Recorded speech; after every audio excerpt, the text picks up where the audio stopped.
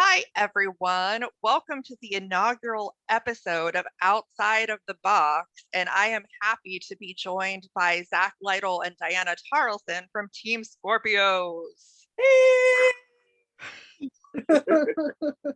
Yay. I am so happy to have both of you on the show. I know Team Skorpios is definitely a favorite out there among the fans, and I'm excited to talk about last season and the upcoming season and kind of anything else that we want to get into. Well, we're very excited to be here. Thank you for having us on. And thank you for reaching out and starting this. Yes, absolutely. I'm very excited. So we'll kind of get right into it. I kind of wanted to walk through like really all the fights last season in kind of a recap to talk about how that went, if there's anything that you wish you'd done differently that you kind of saw after the fact or what have you. The most fun thing is like getting right off to the beginning of the season. Your first matchup was against Blade, which was a rookie bot. And I couldn't like give a more appropriate quote than you did, Zach, right before that fight, saying, "Sparks are gonna fly, bots are gonna die." One of my favorite quotes of the season, absolutely. So looking at that fight, I thought it was interesting because Blade, I'm pretty sure Chris Rose brought up the comparison, but kind of similar to Tombstone, which I thought was interesting because, you famously kind of built Skorpios to defeat Tombstone. So really good matchup for you guys to start the season. So kind of take me through what you remember about that fight. Should I start? Well, on an emotional level, what I remember about that fight is just like I have never fought Blade before. We did go to South Korea to fight in Chongyu's 1 pound competition. So I have fought his robots before, and they are pieces of art that can destroy you just as much as be pretty. And like so I am less. They kicked our butt in South Korea, and I think this is one of the reasons the selection committee decided we're going to put Skorpios up against them because we're pretty sure they have an axe to grind. And I was really excited to get to fight him again and to even the score. But I will admit another interesting part is Blade is kind of all the upgrades the fans constantly tell Ray Billings he should do to Tombstone, that he should have wheel guards, he should have wedges. And I kind of feel like our fight highlights the reasons he doesn't do that.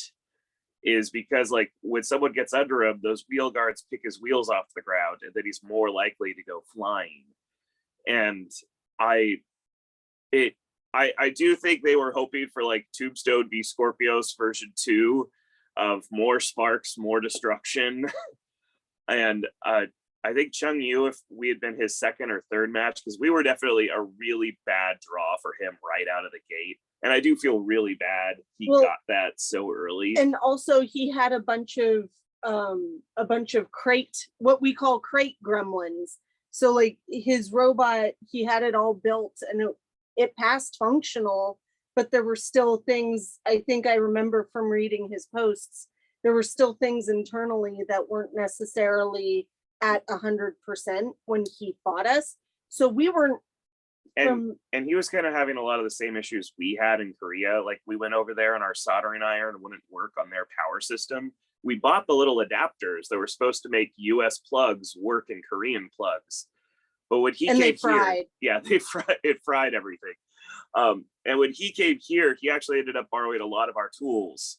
And he's like, "Zach, who do I talk to get some UHMW? I need this now." I'm like, "Oh, the huge team makes giant cutouts from their wheels. Let's go ask them." He's like, "Really? You think they'd give us some?" I'm like, "They're awesome people. I know they will." And they did. And they did.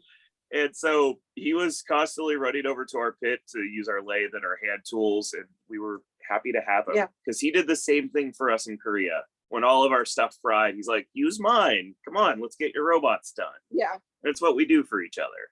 Exactly.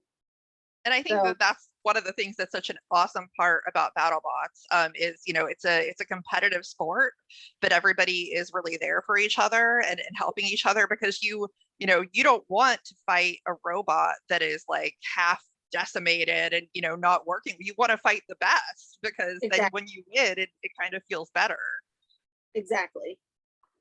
And I think during the fight, there were, our viewpoint from where we were standing was very different from like when we saw the final cut of the fight. Yeah. Like there were a lot of moments where we thought he was still moving, which is why we kept engaging. And I think that's like the most controversial part of that fight. We had a lot of people. Yeah, because every time I'd back off. I think I backed off like 3 times, and I'd look over at the other judge and be like, "Are they counting?" Ref. And ref. And I'd see no count going on, and then I'd see his blade start turning back on. I'd be like, "Oh, okay, gotta stop that." Because if you let a robot like that get to full, when you do finally engage, it's a lot more damage being done to our robot. So really, like, it looks. It looked like we were bullying him, but I think now at the end of the season, we could all say the crab walking stuff is very inconsistent. And we had, you never have any idea. Like, kind of when Kraken and Hijinks, Kraken backed off to hopefully have Hijinks counted out. They just took the opportunity to spin to full. And that didn't end well for Kraken. So we were trying to avoid something like that. Right. Yeah, for sure. Because I think even, you know, my watching the match as a fan, you know, there were moments where I had a question in my mind: is a count out going to happen? Because they weren't moving very well. But you know, to your point, it didn't happen, and you have to kind of make sure that you're not putting yourself in a bad situation by letting them do something, you know, if they're not being counted out. So yeah, that's for sure. And I mean, obviously that match ended up pretty much being a dissection, which, you know, I think out of the box, because, you know, obviously, especially in your case, the selection committee's decision comes into it in the end when they're looking at bots for the tournament, especially if you have not the best record. And if you have a very impressive win where you're dominant, that's probably going to get you a little bit more favor as far as getting into the tournament or not. That's what we were hoping for too. All right. Yeah. On to Whiplash. on to Whiplash, which, you know, they decided to take off their spinner to add extra armor, and you guys added forks. And you know, I'm sure that didn't end up the way that you really desired it to. But it was, you know, it was an interesting match. So let's kind of talk about that one. So for me, in terms of the configuration that we used, I understand, like, we forked up. We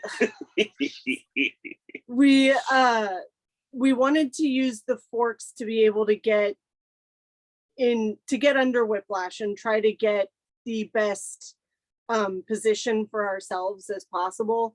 And we used the round disc that we've used in the 2 previous seasons instead of our brand new disc, because we weren't able to self-write cleanly. We could self-write.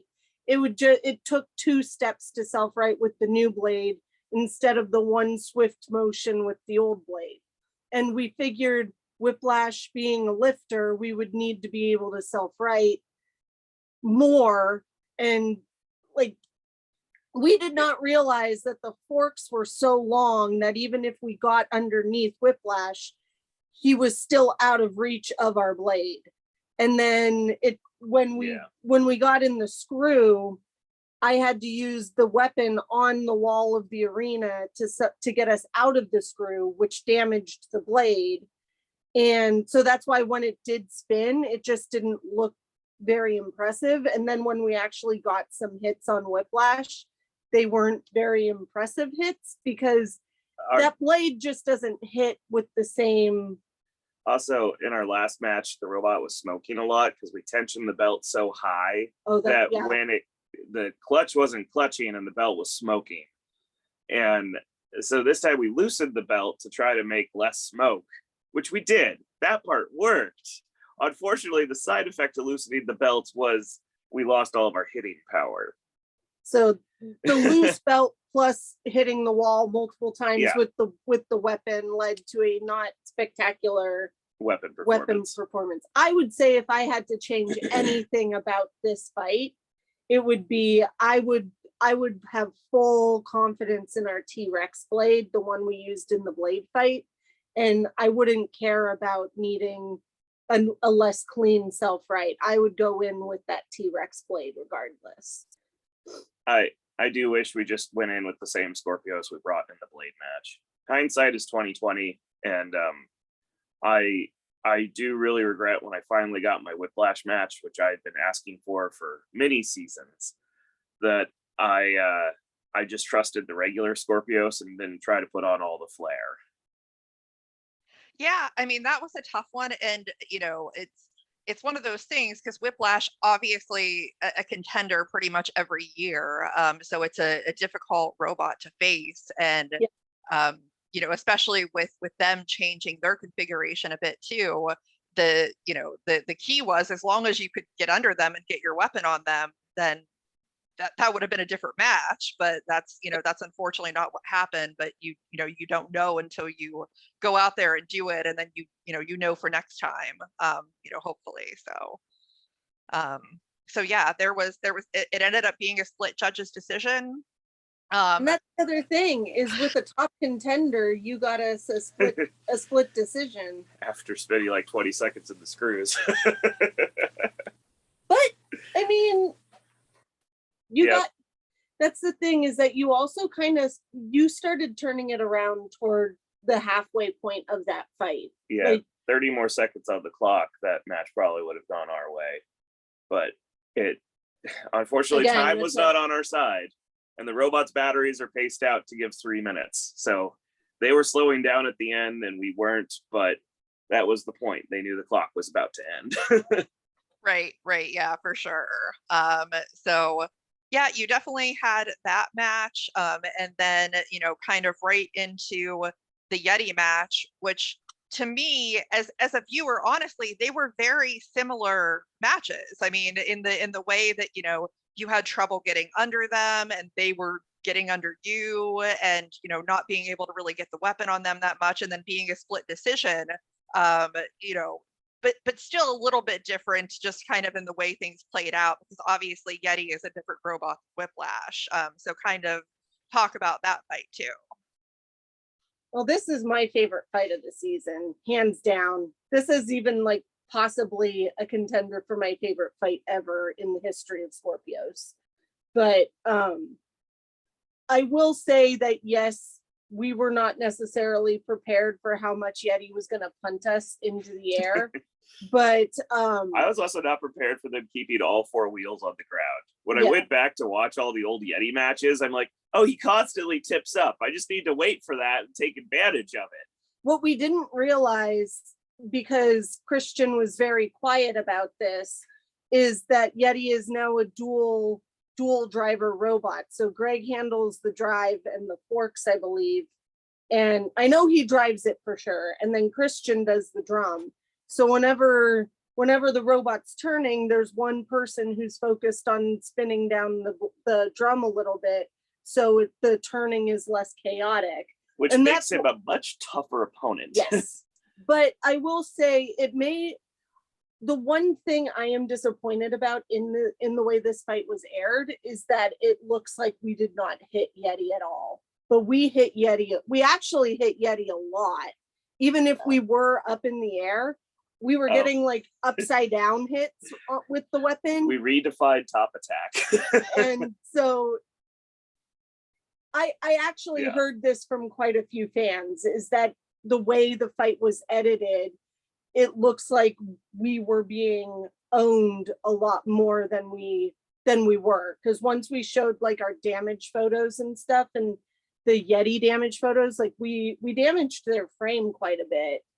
Yeah, the big thing is we made that drum unusable afterwards. He actually gave us the drum, and oh wow, Yes. We completely destroyed the belts. We destroyed the teeth on it, and it's completely unbalanced and unusable now. So they just like put it down on our pit table, and they signed it. and they most of them. We Most still have of to them. get Christian. Apparently, did not sign it, so we have Yeah. to rectify that next season. And for the bot fans who don't know from the 90s, Christian was kind of like either the Donald Hudson or the Paul of the original 90s series. He had robots in the super heavyweight class, the lightweight class, and the heavyweight class.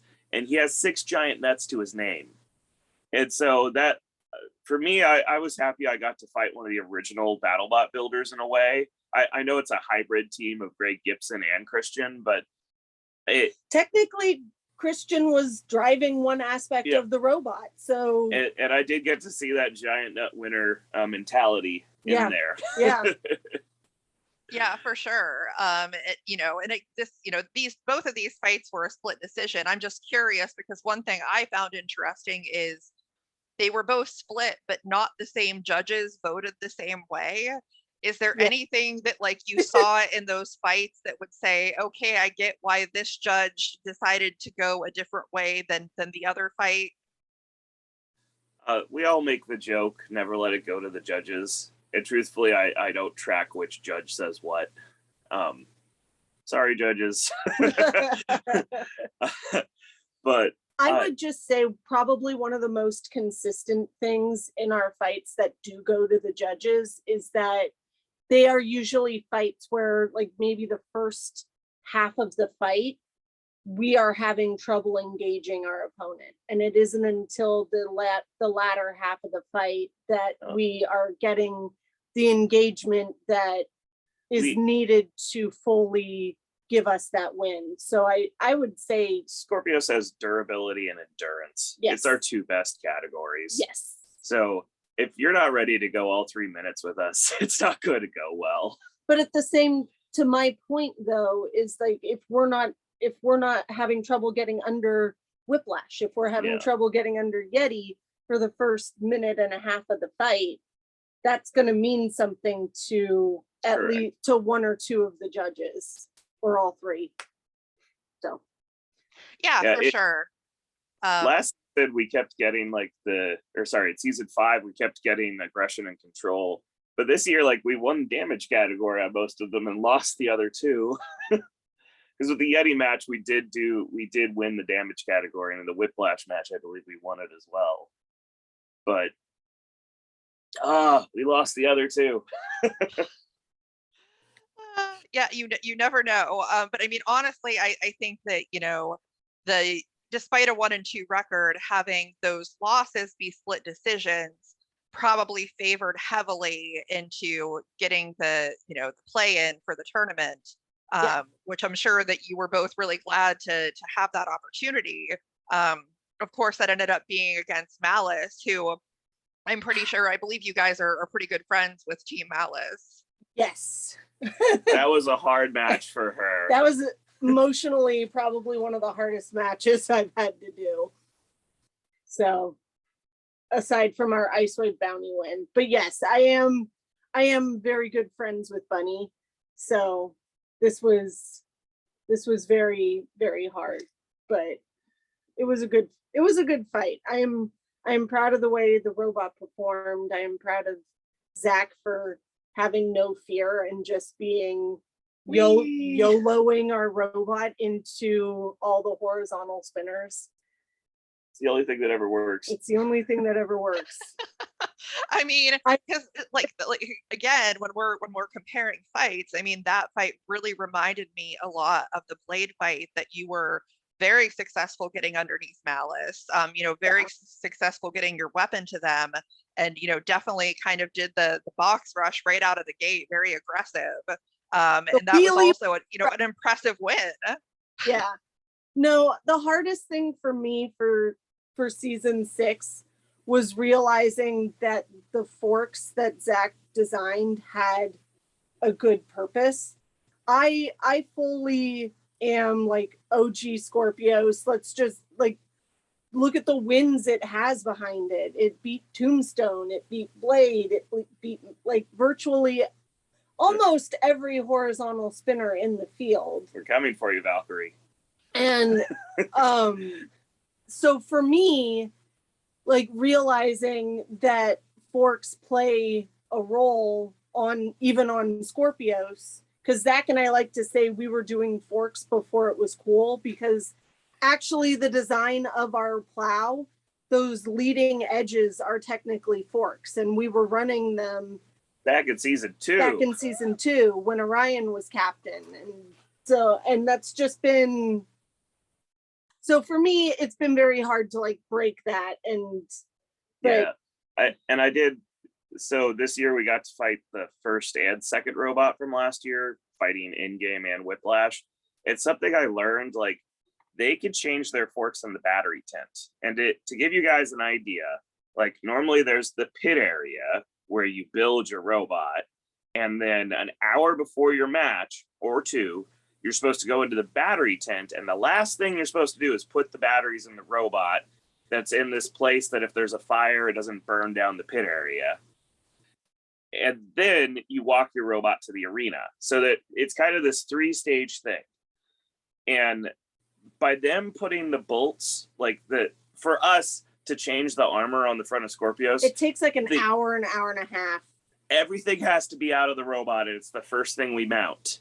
And then everything goes in the robot. Well, no, then we take the frame out to the parking lot, we put it on the ground, and you spend like 30-40 minutes leveling the wedges, and then you take it back into the pit, and then everything goes back into the robot.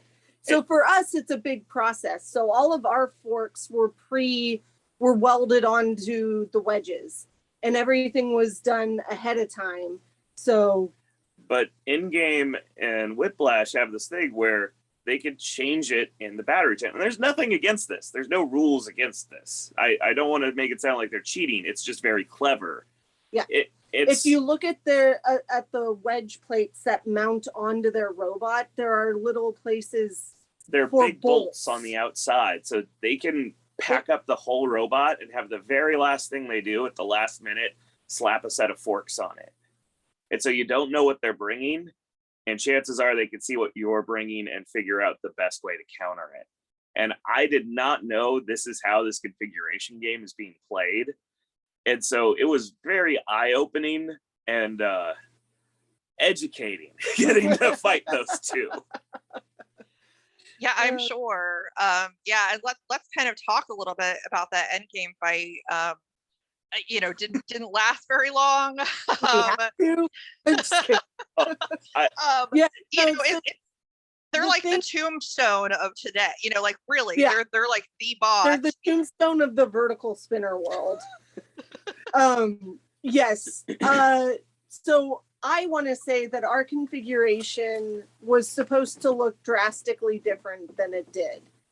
There were a lot of weight issues with that particular armor set that we did not know about before we went to filming. So there was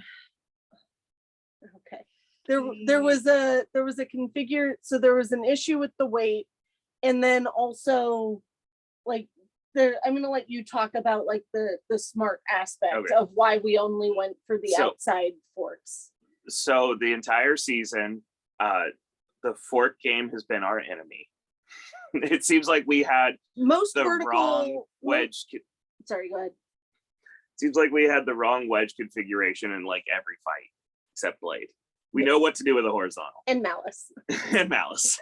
So we were like, in-game is literally the best at forks. He handled it's what they are known for doing. They are known for their fork game and hitting really, really hard. And we're like, you know what? We have no chance of actually beating them with our forks. Our forks didn't beat Whiplash. They didn't beat Yeti. There's no way they're going to beat in-game. So we're just going to take them off entirely and just give up the ground game right out of the gate, which I know sounds crazy. But it actually didn't. It actually did a thing. So they gave us this piece afterwards, and I know the little filter is making it so it doesn't want to show this to you. Look, it's blurred, so no one can see it.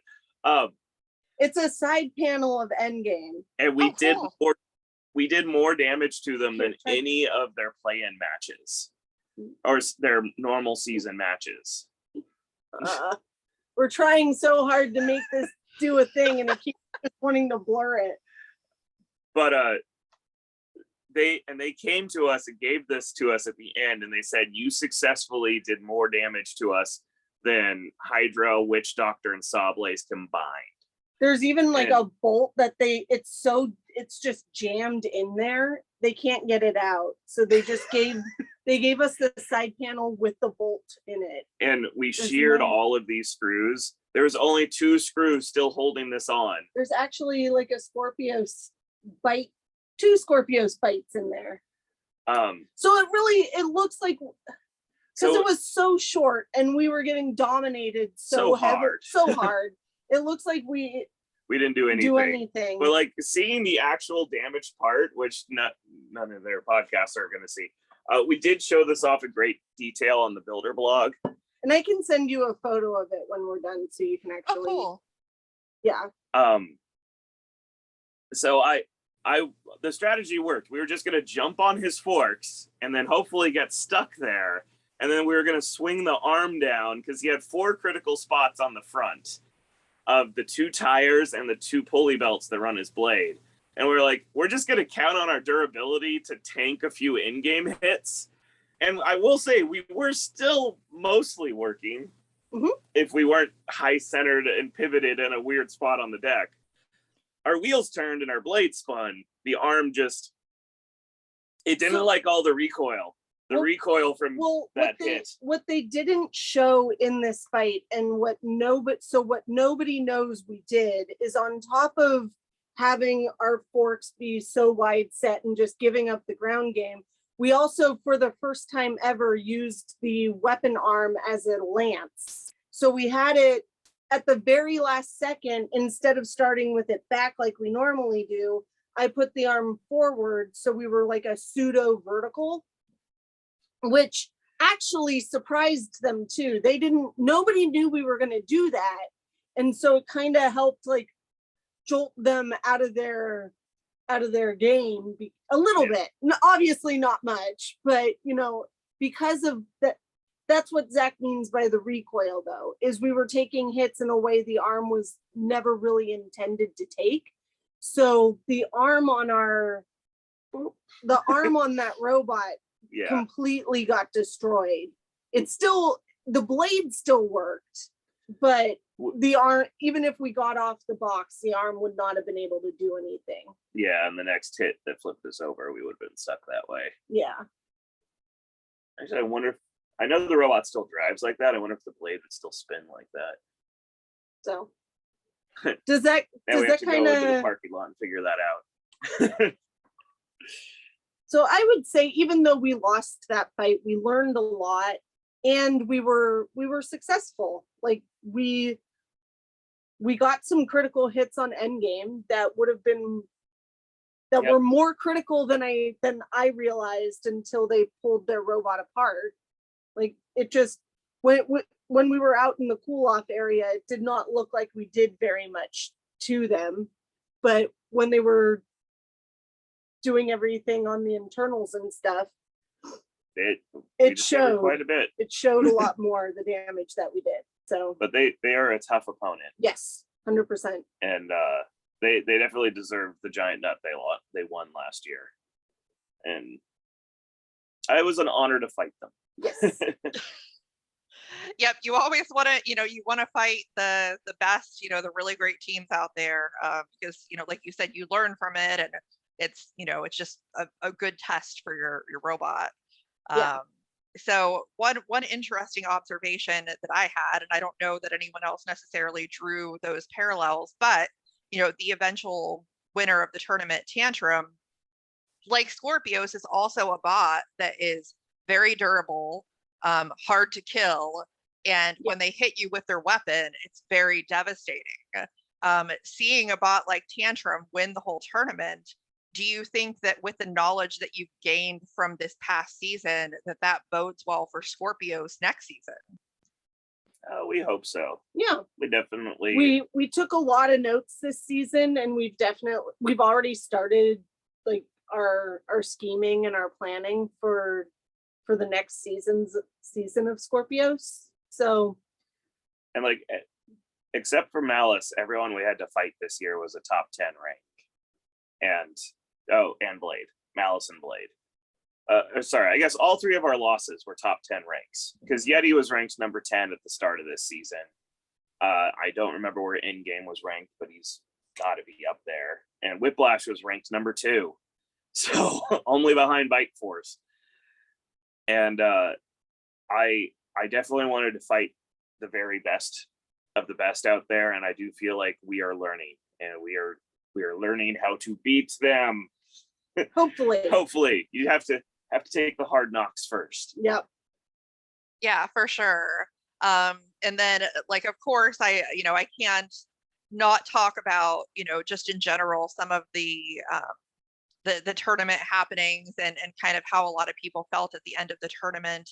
I think really the biggest focus is just generally speaking on rules and on consistency. I mean, are there any of the rules, do you think, at the top of your list that would be changed or made more clear to kind of help the builders and help the fans from an understanding perspective for the next season? Is there anything like on your wish list? Hey, I wish they would do this. For me, it's crab walking. I think that's one of the rules that they are the most inconsistent with. And from what I understand, they might be addressing this. I don't know, but I would just like them to do away with the crab walking thing. Like, as long as a robot is moving, the other robot should be able to engage. Yeah, that's how they do it at Robo Games in the World Tournament, and that's like where Minotaur, myself, Ray Billings all came from. And that's where I came from too. Yes, and her. And that's why all of us are like, one wheel, why are we stopping the match? It's why Ray and I were both surprised when our match stopped. We're like, hey, we're in the middle of something here.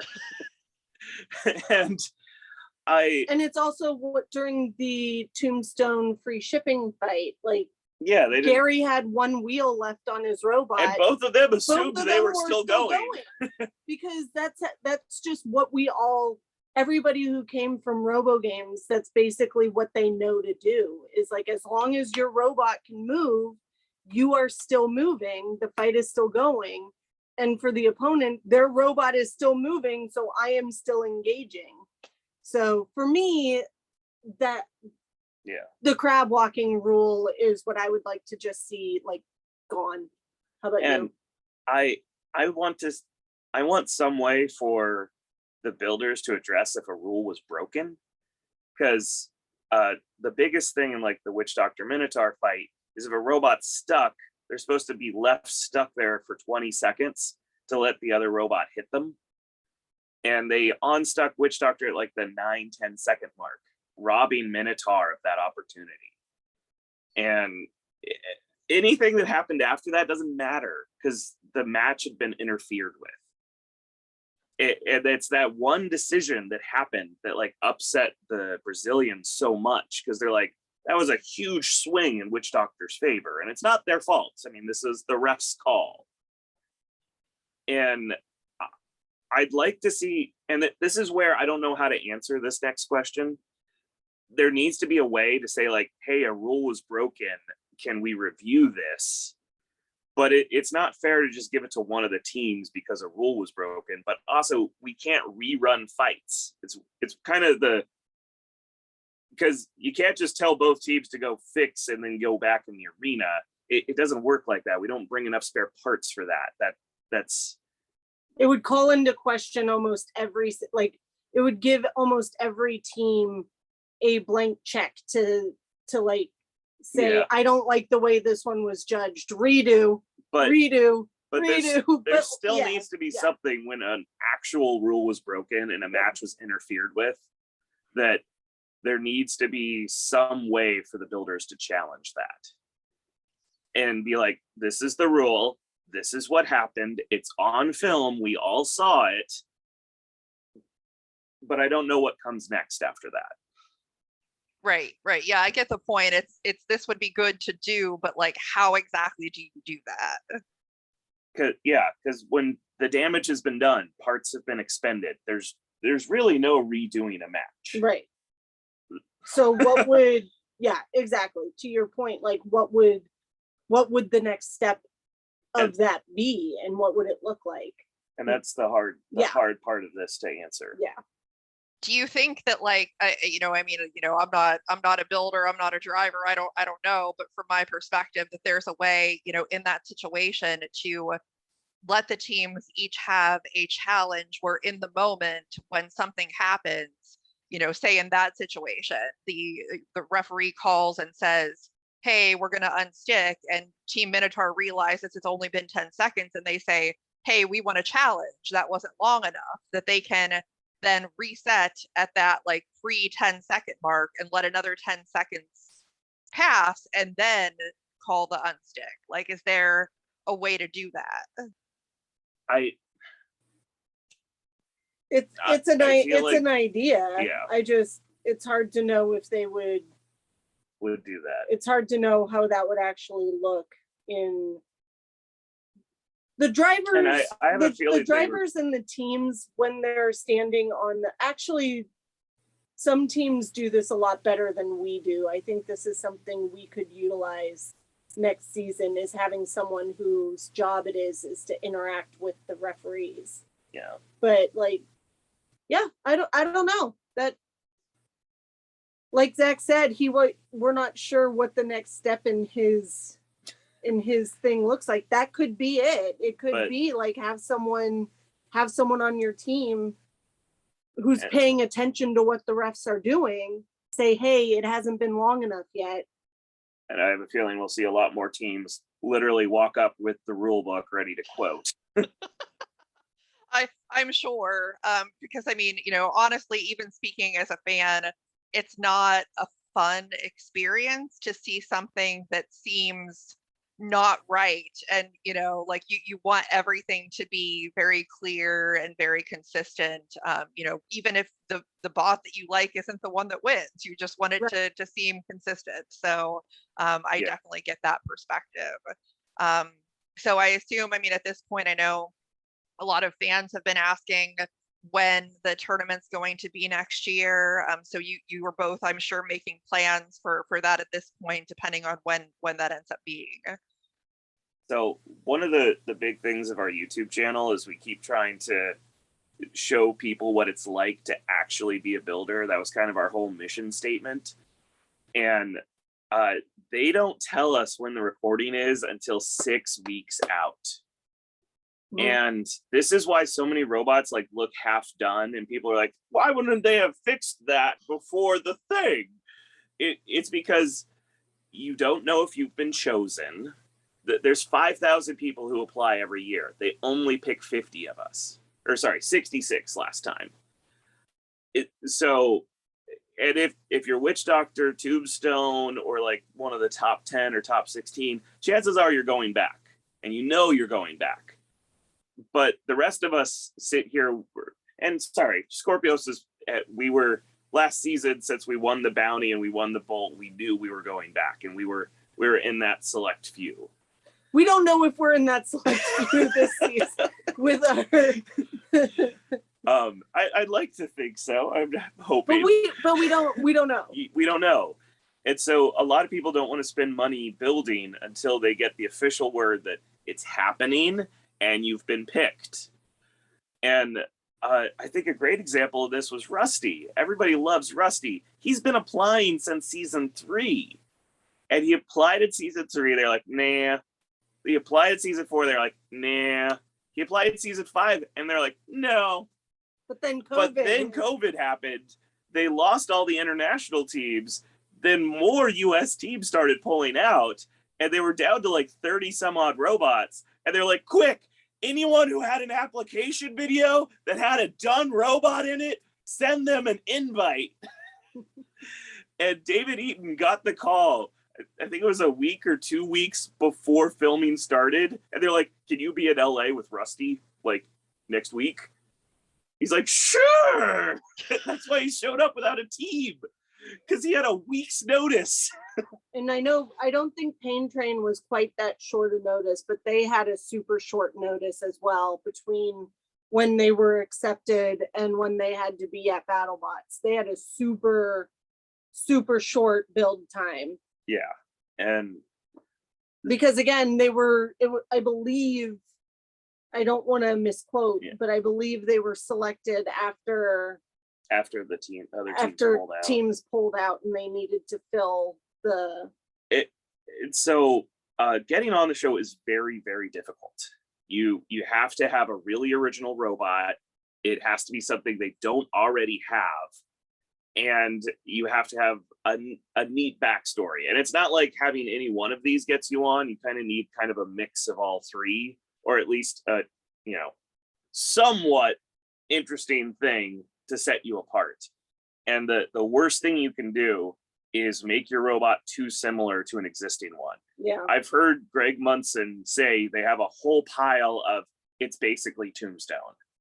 That there's just 2,000 entries every year. They just are like, too much like Tombstone, too much like Tombstone, too much like Tombstone. And one of our students was talking to us recently about how they were working on an application, and when we asked him what the robot was going to look like, he goes, "Oh, it's just going to basically be Hypershock." And we went, no, nothing wrong with Hypershock, but like it's another one of those robots that like they have like one or two of those robots already, similar style. So like it's another one where they're going to look at that application, they're going to see, oh, this is basically Hypershock's silhouette. No. And so we're trying to like help, like we don't want to say don't do a vertical, don't do 4 wheels, like that's fine, but like make it a unique silhouette. Make it, don't put in your application, oh, we're taking hints from like Hypershock's design. Like if they see that you're just basically copying and pasting from a robot that already exists, unfortunately, a lot of the application has to do with more of a way to sell yourself and having a good hook, as opposed to what your robot being a good builder and having a good robot. One of the things that got Dragon Slayer in this year, and I thought this was very clever of them, they went through all the different themes, like Tombstone's a Reaper theme, Witch Doctor's a skeleton theme, Kraken's a pirate theme, and they're like, what theme do they not have? And they're like, knights. Nobody's doing knights. So it was a combination of like, what theme do they not have and what can we pair against? So they have a bunch of dragon themed robots. What do they not have that pairs well with dragons? Knights. So I thought that, I too agree, that was a very clever, it got them picked. It was a very clever way to go about doing it, because it's so easy to just think about, what do I like? What kind of themes do I like? Not realizing that you're sticking yourself into a box that they already have a bunch of. So you either need to design something like Huge or Rusty that has a very unique silhouette and it has very strong character right out of the gate. Yeah. Or you need to get a theme that will pair well with the other robots and they don't already have. So and a unique backstory for the team also helps. But it's hard to know. But it's hard to create that. you can have like all of that and still, even it's hard to know if that will even be enough to get you on. It's just you never know, but it's always best to err on the side of uniqueness than copying. The selection committee we know is made up from people from BattleBots. I think it's like the president, vice president. I don't really know. The infamous selection committee? No. I've heard it is this pen I am holding. But we know there's a couple reps from the Discovery Channel, and we know there's a couple reps from Hexbug and the toys. And so like if something comes across their desk that's like, that's a good toy, the Hexbug people will vote for it. If something comes across the desk that's a demographic that's missing, the Discovery people vote for it. If something comes across the desk that they know it's good builders, usually the BattleBot people vote for it. And you have to get a few from each category to make it through selection. That's good to know. And I mean, it makes sense. You know, you definitely don't want to have a lot of the same, and you want to have, you know, some uniqueness. I mean, that's kind of partly, you know, what my podcast is about, you know, outside of the box, is because in BattleBots, you truly, you know, from a mental perspective, have to think outside of the box with your robot. So yeah, that's kind of a dual meaning there. But yeah, so just to kind of wrap things up, is there anything else that you guys are doing right now up until the, you know, the tournament, whenever that is, that you want to let people know about? We are working on ways to fix our wheelie issue. One of the things that we did not realize when we put the new weapon on our robot was it added 2 extra pounds in the worst spot of our robot to the back of the robot. So that's why really high up and hanging in the air. Yeah, so that's why whenever Zach launched himself out of the arena, that's why we would wheelie more, because we had an additional 2 pounds with our new blade in the worst spot. So we are working on fixing that. We are working on more secret we're trying to make a better version of the Scorpion King armor. Yeah, we are keeping Scorpion King armor. We are working on various fork things to see better forks. Yep. Easier to change forks. Yep. So forks you can put on in the battery tent. Because one of the big things I walked away from this season knowing is that most verticals now know how to beat us, and that is wide set forks. Because there is nothing we can really do about that. It gets us in the worst spot, and they're able to own us once they get us in that spot. Now Lockjaw, Yeti, and Whiplash have all shown everybody. Yeah. So we have to fix this. And Endgame, don't forget. And Endgame. So we are working on ways to be a little more competitive with the vertical spinners. It's what we need to fix. Yep. Especially with how many of them are showing up these days. We've learned our lesson. We've taken a lot of notes. So the same Skorpios is not going to be showing up next season, whenever that is. Whatever that is, we're all waiting.